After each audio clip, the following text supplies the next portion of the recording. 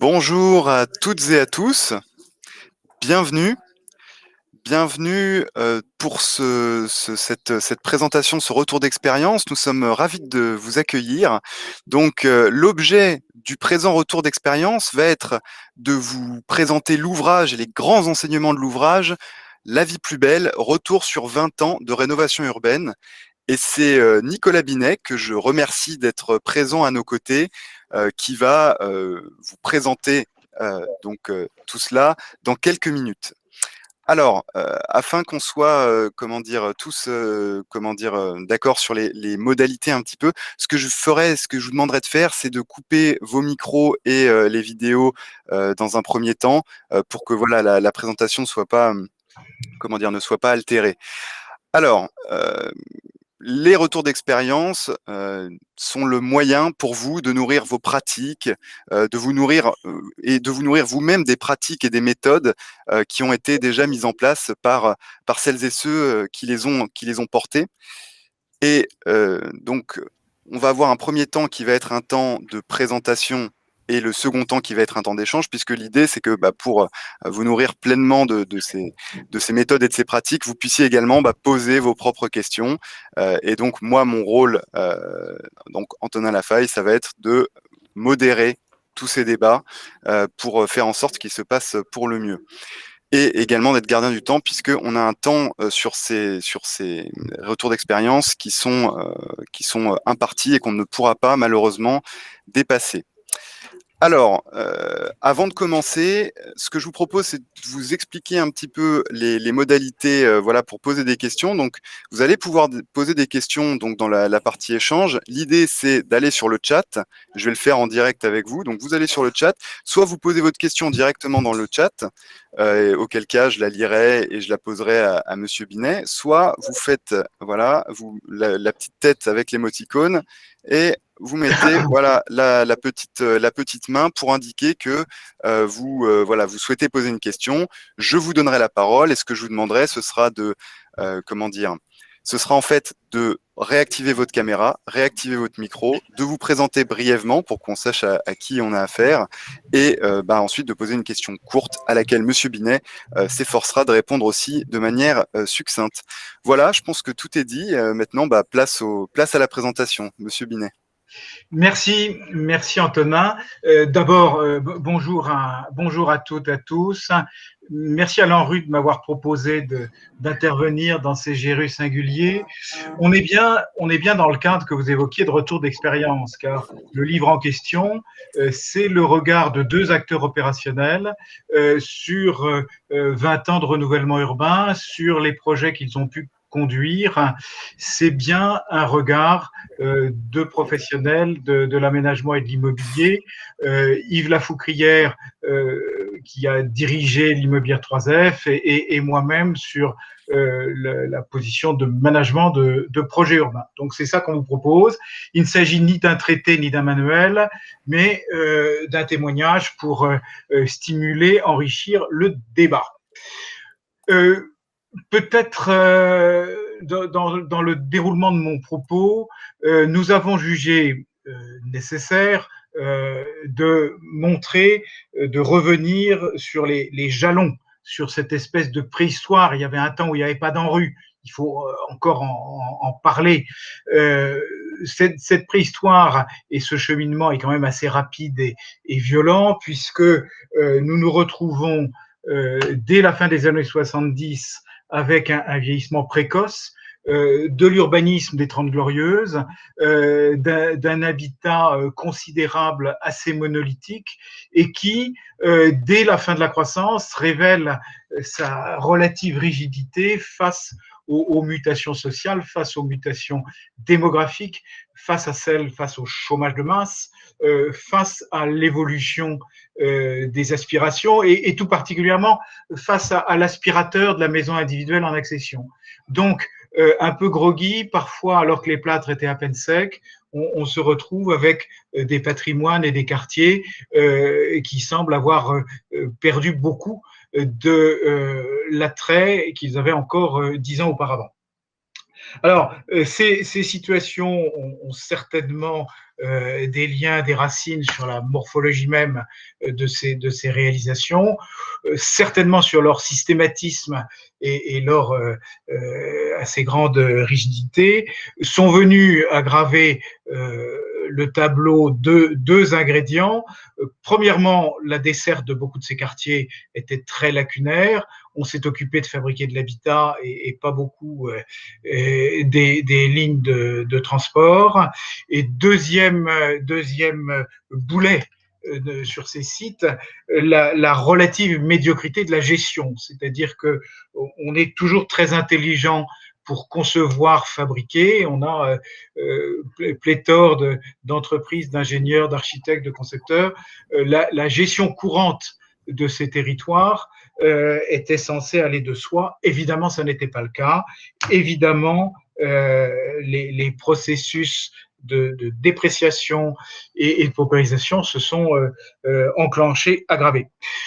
Les années 70-80, c'est une multitude d'initiatives pour essayer de contrarier les spirales de paupérisation et de spécialisation sociale. Ces initiatives qui, au fil du temps, des ministres, étaient peut-être un peu plus sur on intervient pour les gens, on intervient pour les lieux, on fait les deux et ceci et cela. Beaucoup de réalisations, pas forcément d'égale qualité et assez souvent, il faut le dire, décevantes quant à leur impact, impact social et impact urbain. Ce qui, évidemment, n'enlève rien de la qualité et de l'engagement de celles et ceux qui ont contribué à cette période. Pourquoi on dit ça? On dit ça parce que beaucoup pensaient être assis sur des rentes de situation locative avec des patrimoines qui étaient censés s'amortir sur 50 ans. Et on s'est aperçu, avec un petit peu de surprise, que les mécanismes d'érosion de l'attractivité de ces patrimoines étaient beaucoup plus rapides qu'on l'avait pensé. Voilà. Et puis l'ANRU arrive. Donc, on sort de la préhistoire. Tout d'un coup, il y a un grand courant d'air. Je le dis comme ça, mais la conviction d'Yves Lafoucrière et de moi-même, c'est que c'est effectivement un élément qui donne une impulsion assez considérable dans ce jeu de la gestion des quartiers d'habitat social et qui nous permet de dégager un bilan très positif. Très positif sur cette intervention urbaine lourde. Alors, on y reviendra, elle avait probablement un affichage d'ambition trop large sur des champs de compétences qui dépassaient la remédiation urbaine et sur lesquels on en parlera plus loin. Les résultats sont maigres, voire décevants. Pourquoi un bilan constructif? Deux points. D'abord, pour les habitants, il faut l'évoquer évidemment en premier lieu. Et puis, je parlerai aussi des volets organisation, management, montage. Pour les habitants, je résumerai cet apport positif avec une formule, la réouverture des choix. Qu'est-ce que ça veut dire? Ça veut dire que dans la plupart des situations quasi sclérosées, quasi immobiles, qui ressemblaient parfois à de l'assignation à résidence, le renouvellement urbain a réouvert le choix de rester dans un quartier dont la qualité résidentielle a été parfois totalement métamorphosée, de rester dans un quartier qui a retrouvé une certaine attractivité sur le marché locatif local, dans des quartiers qui ont retrouvé la capacité à accueillir et à attirer d'autres personnes. Donc, réouverture des choix, celui de rester dans un territoire qui ne soit plus celui d'une stigmatisation massive, et le choix de bouger. Là encore, je reviens sur l'immobilité, le choix de bouger dans un cursus résidentiel, dans un parcours résidentiel qui permet, avec un accompagnement, d'aller ailleurs, autre quartier, autre type d'habitat, autre environnement et voisinage. Et parfois, ces mobilités sont aussi des tremplins emploi, formation et reprise de parcours de vie. Donc, le point réouverture des choix essentiel. Un autre point côté habitant, vie urbaine, c'est la reconnexion à la ville. Bon nombre de ces quartiers, on l'a évoqué déjà, étaient très mal connectés parce qu'on n'avait pas mené à leur terme les projets de lien avec une trame viaire d'ores et déjà, le lien avec des transports publics. Et ce processus ne faisait qu'accroître le sentiment de repli et d'isolement. Le renouvellement urbain a permis de reprendre parfois là où le crayon était resté en suspens 40 ans auparavant, a permis de réouvrir le labyrinthe, c'est-à-dire que dans cet isolement, il y avait parfois une carence de l'intervention publique. Je dirais qu'il y avait aussi parfois une volonté claire de faire un quartier avec une prétention d'autonomie, censé apporter tout et le reste à leurs résidents, et donc assez délibérément replié. Cette reconnexion à la ville, elle a une dimension, je dirais, juridique, financière, citoyenne. C'est aussi la rétrocession des espaces publics. Dans beaucoup de villes, jusqu'il n'y a pas très longtemps, les grands quartiers d'habitat social se singularisaient par ces grandes patatoïdes, propriété d'un seul, le bailleur social, et des collectivités qui n'étaient pas forcément mécontentes de se reposer sur lui pour gérer les réseaux, les voies et parfois les équipements. Donc, élément de justice et de retour au droit commun de la ville, ce travail de rétrocession, pas très gratifiant, hein, gérer la domanialité et les documents d'arpentage, c'est pas avec ça qu'on fait les gros titres, c'est évidemment une étape indispensable et sur laquelle on n'est pas assez rapide certainement dans les projets. Apport aussi pour Yves Lafoufrière et moi sur les méthodes et l'organisation. Les renouvellements urbains avec l'ANRU, c'est une contractualisation entre une agence d'État et le maire ou le président de l'Interco. C'est dans une France très jacobine un moyen peut-être de tenter de rééquilibrer les rôles. C'est le moyen de mettre autour de la table et autour d'un guichet unique et autour d'une quantité de moyens financiers assez conséquents, l'ensemble des acteurs et sortir de cette espèce d'émiettement des initiatives qui, selon qu'on soit dans telle ou telle région ou tel département, faisait prendre une autre couleur au projet. Donc, progrès notoire dans cette contractualisation. Évidemment, ne soyons pas idylliques. Trop d'État, pas assez d'État, trop de local, pas assez de local. Les plateaux de la balance sont certainement pas toujours équilibrés dans ce processus.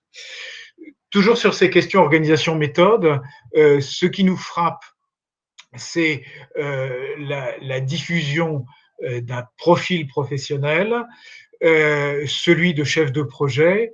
Non que ce profil soit inexistant, mais l'ampleur des projets en rue lui a donné un vrai essor, une vraie reconnaissance, donc des compétences ouvertes, donc une capacité à impulser du court terme et dans une vision à long terme, une capacité à tenir des propos sensés sur les services aux habitants comme sur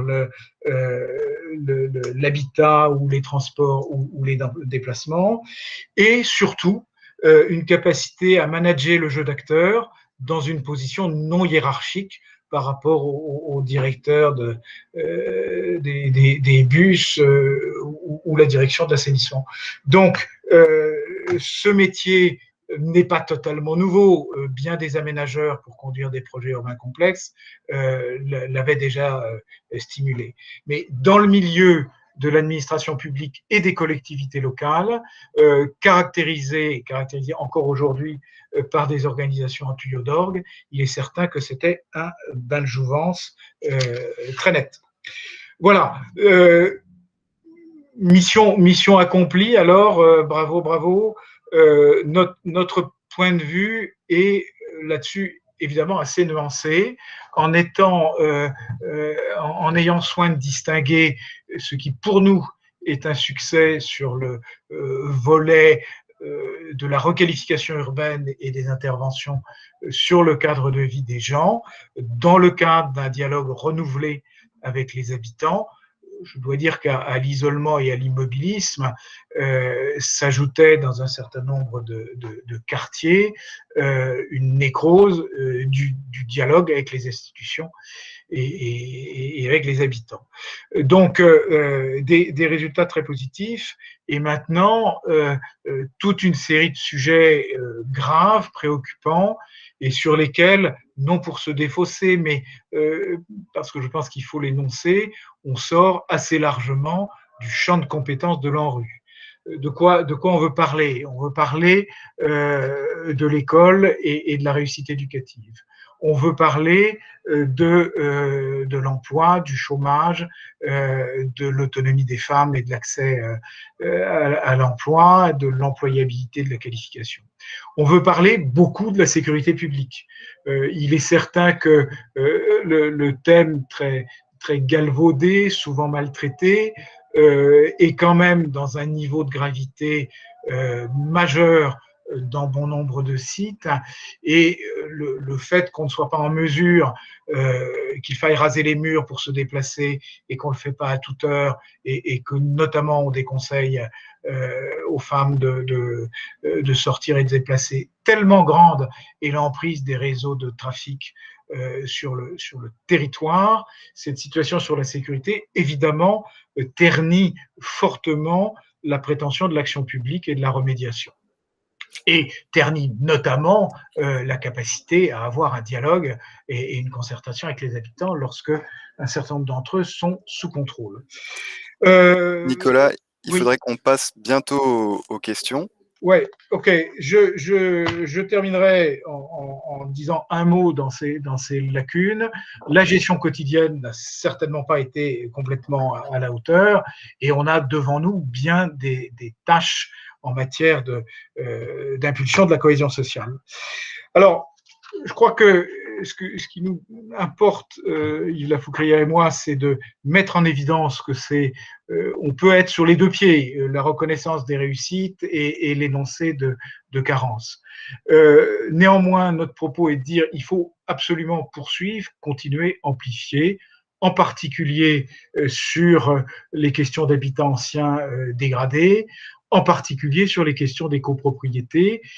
Il n'y a pas de Clichy-sous-Bois et Grigny dans la vie, mais globalement, des patrimoines qui ont 60 ans et sur lesquels on est à peu près certain qu'ils ne sauront ni décider, ni financer, ni mettre en œuvre les réinvestissements indispensables.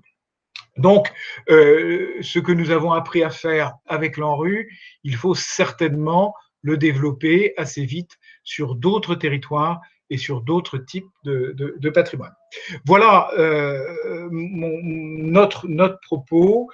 Et puis le dernier mot, peut-être pour conclure, c'est plutôt un appel, c'est comment faire pour que cette vingtaine d'années de thérapie sur ce que nous avions fait dans les années 60-70 soit réinjectée comme un socle de connaissances et d'apprentissage sur la conception des quartiers d'aujourd'hui, et qu'on évite de se retrouver dans 10 ans, dans 20 ans, avec des pathologies finalement assez proches de celles que nous essayerons de guérir en injectant des millions d'euros. Voilà mon souhait. On voit en effet de grands quartiers avec de très grandes réalisations vendues à quasi 100% à des investisseurs en défiscalisation personnes physiques. Comment tout ça sera géré dans 5 ans, dans 10 ans? Comment ces découpages complexes de low volume seront eux aussi gérés et équilibrés? C'est pas mal de questions auxquelles ceux qui s'attachent à remédier aux erreurs du passé pourront peut-être contribuer à répondre. Voilà. Merci Nicolas, merci beaucoup. Et du coup, ça fait une excellente transition puisque des questions, peut-être qu'on va en avoir aujourd'hui après votre présentation très très complète. Alors, je vais rappeler rapidement les modalités pour poser des questions. L'idée, c'est que vous postiez dans le fil de discussion une petite main, ou bien vous posez directement votre question dans le fil de discussion si vous n'êtes pas à l'aise à l'oral. Et moi, en fait, quand vous postez la petite main, je vous donne la parole. Il vous faudra donc réactiver votre micro, votre caméra, et vous présenter brièvement, poser votre question succincte. Et Nicolas vous fera une réponse également succincte, puisque là, on a 9 minutes, grosso modo, avant la fin de ces échanges. Alors, je ne vois pas encore de questions. Alors, peut-être pour lancer le débat, je peux peut-être vous en poser une déjà. On a reproché, ce qu'on reproche beaucoup à l'ANRU, c'est de démolir, de résidentialiser, voilà. Et vous, quel est votre bilan?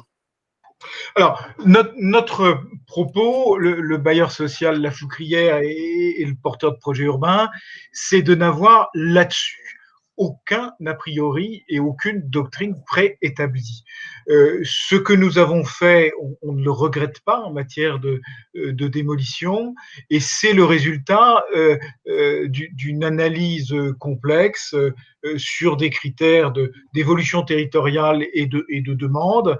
Une bonne partie des démolitions, c'est simplement parce qu'il n'y a plus de demande. On a fait des grands ensembles dans des quartiers qui ont été sensiblement délaissés par l'activité économique dès le début des années 80. Il fallait réduire la voilure. Il faut aussi démolir si on veut reconnecter à la ville. Je parlais des labyrinthes refermés. Évidemment, il faut réouvrir le jeu. Ce sont des démolitions. Et puis, il y a une appréciation raisonnée. Est-ce qu'on va être sur les immeubles, sur les patrimoines, avec chacun sa singularité, capable de redonner une attractivité durable, redonner une qualité de vie à ceux qu'on va appeler à venir y résider. Enfin, il y a effectivement certainement un certain nombre d'erreurs de conception avec des immeubles beaucoup trop grands dont on ne sait pas gérer les parties communes et la vie sociale et qu'il a fallu certainement démolir. Encore une fois, il n'y a de notre côté aucune position de doctrine et nous aimerions bien que cette souplesse de regard soit partagée et notamment, ça c'est un petit message à l'enrue, peut-être qu'on étudie davantage la manière dont on fait évoluer l'existant en rescindant des grands logements pour en faire de petits. On a vu parfois que les obstacles administratifs étaient parfois tels que ces projets d'évolution de patrimoine étaient abandonnés sur le papier des projets. Voilà, sur la démolition. Et on pourrait en discuter évidemment fort longtemps. Merci pour votre réponse. Alors, toujours pas de questions dans le chat. On a une salle qui est un petit peu timide aujourd'hui. Du coup, moi, je vais peut-être vous en reposer une deuxième parce qu'il nous reste un petit peu de temps. Comment dire, vous avez évoqué des problématiques qui dépassent l'échelon purement local, régional et qui vont même parfois vous parliez par exemple, de problématiques sociales, sociétales, qui prennent vie à l'échelon national en fait. Comment parvenir voilà, comment est-ce que vous êtes parvenu peut-être dans votre expérience à comment est-ce quand on agit à l'échelon local et même parfois micro-local, comment est-ce qu'on arrive à prendre la pleine mesure de ces problématiques qui sont parfois à l'échelon national, et comment est-ce qu'on parvient à y apporter parfois des réponses? Est-ce qu'on y apporte des réponses déjà? Est-ce qu'on cherche à s'adjoindre d'autres expertises? Voilà, c'est un peu ces questions-là que je voulais vous poser. Alors, on arrive évidemment à poser des diagnostics. Je crois qu'on arrive plus facilement qu'avant à interpeller, et à interpeller en énonçant notre impuissance, c'est-à-dire dans la panoplie du petit rénovateur urbain.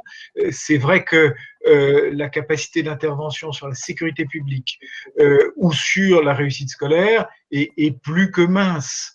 Et qu'il faut certainement, on est largement sur des domaines qui relèvent du régalien, et il faut une intervention nationale sur ces questions-là, et pas que locale, comme on l'a cru à quelques moments de la politique de la ville, où on pensait qu'en mettant une rustine à tel endroit ou tel autre, on allait guérir et pouvoir repartir avec des systèmes qui globalement étaient satisfaisants.